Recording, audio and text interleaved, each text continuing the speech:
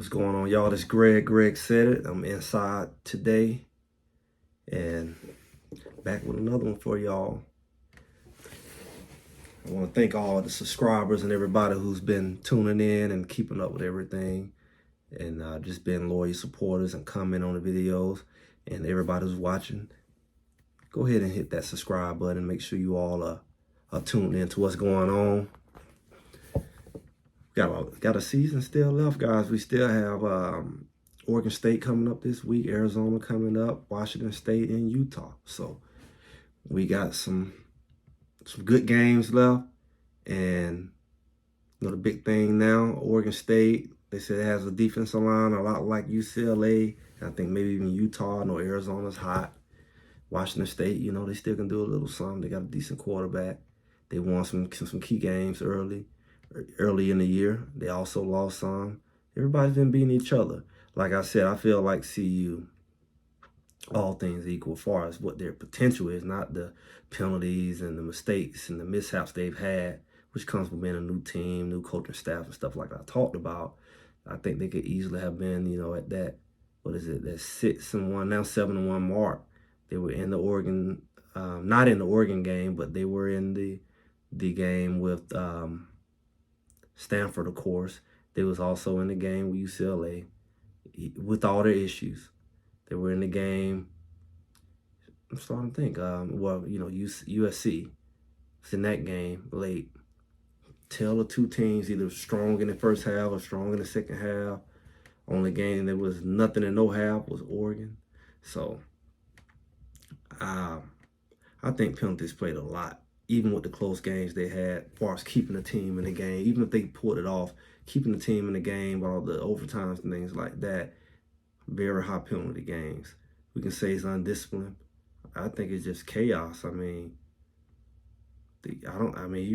blame the coaches, but one thing I can say, the coaching staff definitely is not on the same page when you have double-digit, too many people on the field, penalties and formation issues and things like that.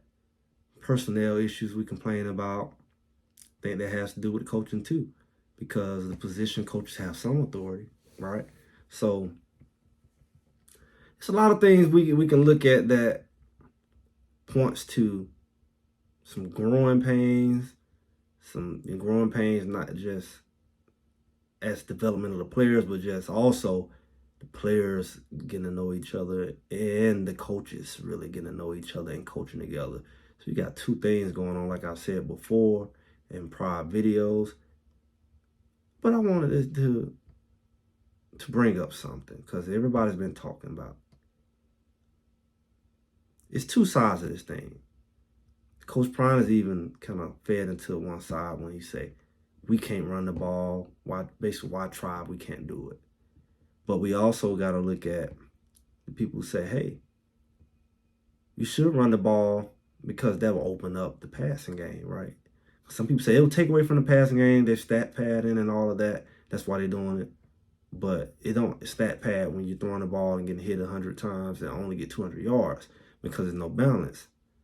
They kind of pin their ears back, know what's coming on third and short, whatever. They coming, and we know they coming. When you don't have the running back in the backfield and you got 5 receivers out there, you're really just going to tell 5 of your linemen to block 6 or 7 guys, and the quarterback can't block for himself. So what are you really doing when you take that extra back out the backfield and you got 5 receivers out there? You're not going to get the ball off. Your line's not that strong, and you don't have enough blockers, really. Right? So, is it a thing? I want to hear from you all. Do we believe that running the ball could actually be an option? And not only an option, but an effective option that could help the season end pretty good. Now, we did just see, which I don't know what helped. Maybe it would. It helped on one end. McCaskill decided he wanted a red shirt. I guess a medical red shirt. Because he didn't red shirt his freshman year. I would think he would have did a medical red shirt last year. I don't know how that works, what kind of red shirt he's doing. But he requested that. That was been the big talk over yesterday. Didn't do a video on that, but that's interesting. I haven't really looked much into it. But also, would that help the running back room now that you got less people you have to worry about putting in?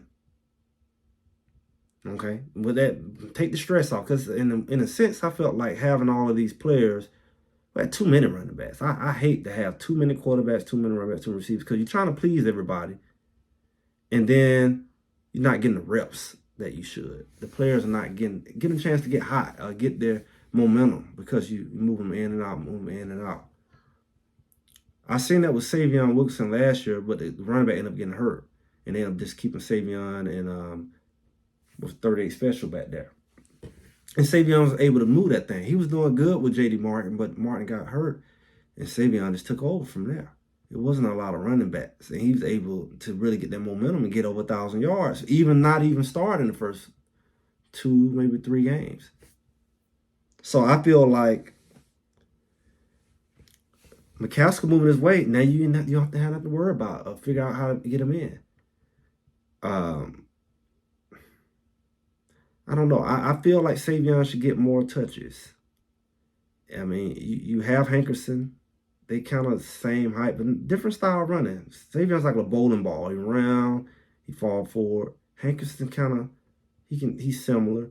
And then you got my boy, slipping my mind here, Dylan Edwards. So if you really use Dylan Edwards correctly, a lot of people saying, I don't know why they're not getting it, using him in the slot, moving him around, in and out the backfield, reverses, jet sweeps, really getting him out quick, making a running back have to beat him from sideline to sideline, versus running him straight into pretty much the strength of the defense and the weakness of the offense. He's tough, he's strong, but he's light as tissue paper. So I mean, an arm bar take him down. When we've seen, like, they can just throw an arm out there and knock him over because of his size. So he's not breaking the tackles like that. He has some decent runs, but where's his strength? Swings out the backfield. Could we see that? What do we want to see? Do we want to see some? I've been saying 2 running backs in the backfield. Not only does that neutralize all of that that's coming, you can use them different ways. You can go into different formations with that. But having those 2 running backs out there in the backfield, you can use them to help block.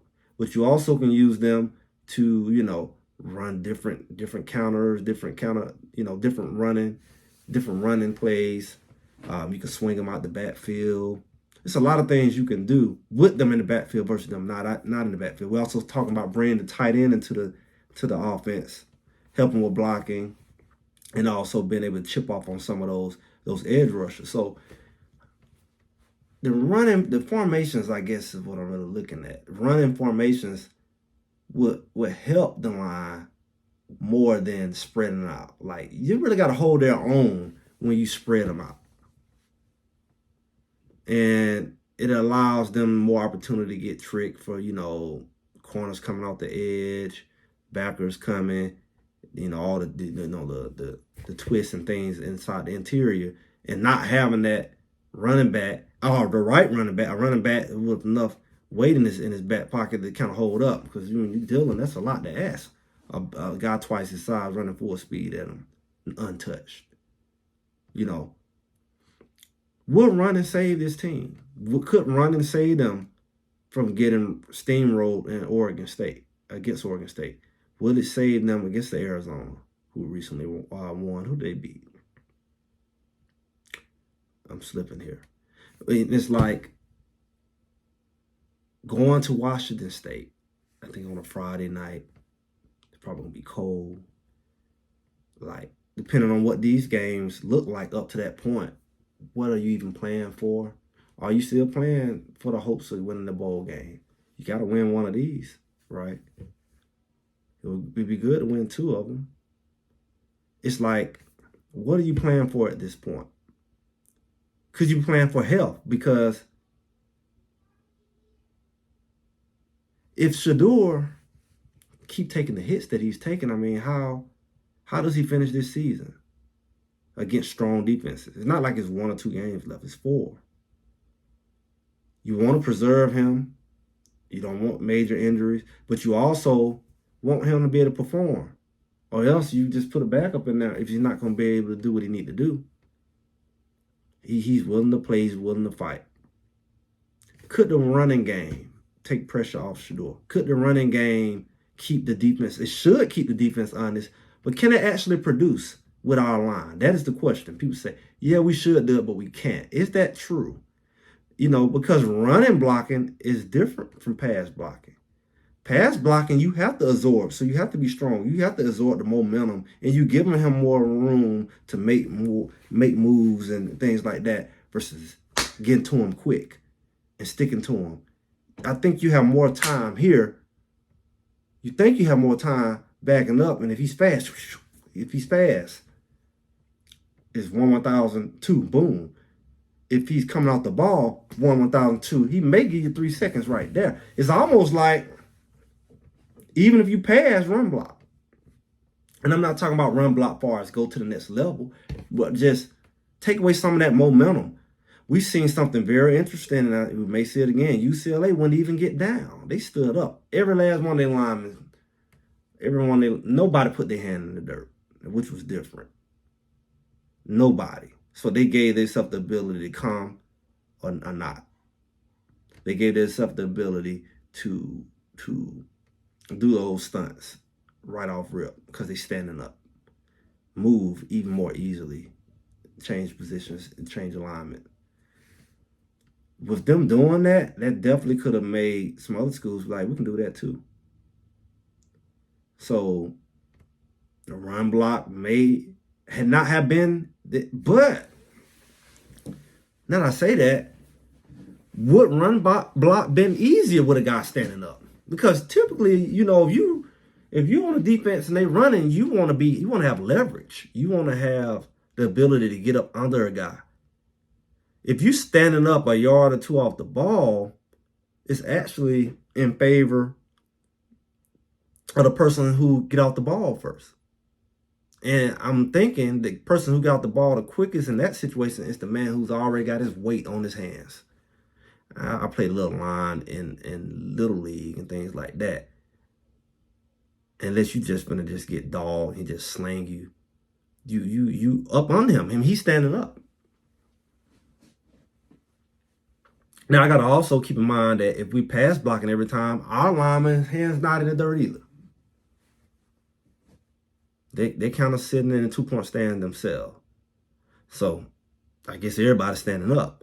But my thing is, if you're going to stand up, I might as well go ahead and put my hand in the dirt and get off on you, have a yard or two on you because you're standing up, and eliminate your momentum, and also, give my running backs momentum going forward. And we actually seen some decent success with the run. It's just no commitment to them. But I'm just thinking, is this something that needs to be done at this point? I've heard different people say it. I just don't know the consensus of the majority. Us with our, keyboard coach, couch coach, all these different names. But we all are watching the game. We all have some form of investment into it. And we support Colorado. Is running the solution at this point for different reasons? Should we expect them to run the ball more versus doing what's been done? Every week we think they're going to do something different. We expect some difference. Is that something that we can depend on this week? And would that help them against Oregon State? Defense played well, 7-6 at halftime against a decent team. That's impressive. Maybe if we managed the clock better, ran the ball better, defense continued to play, keep them off the field, tire them out, make them have to use their conditioning. Maybe they don't have time to score those extra touchdowns. Maybe keep the game close. Defense did their job. Offense turned the ball over. Second half more than the first. I'm just wondering. I'm just reflecting. No coulda, woulda, shoulda. You can take it how you want. But what is the solution for this game? 2 back sets, Hankerson and Savion back there. maybe a little smoke. Dylan, back there with a bigger bat. He can swing out the backfield. He can get outside real quick. He can motion up to the receiver position. Motion from the receiver position. Do we need to make changes on the offense, period? Because that's not even how it's been ran. I'm sure it should, because I know some of the stuff they did at Kent State had a lot of running game in it, so I know he's able to pull it off. McCaskill gone. Do we keep throwing the 1-yard slants?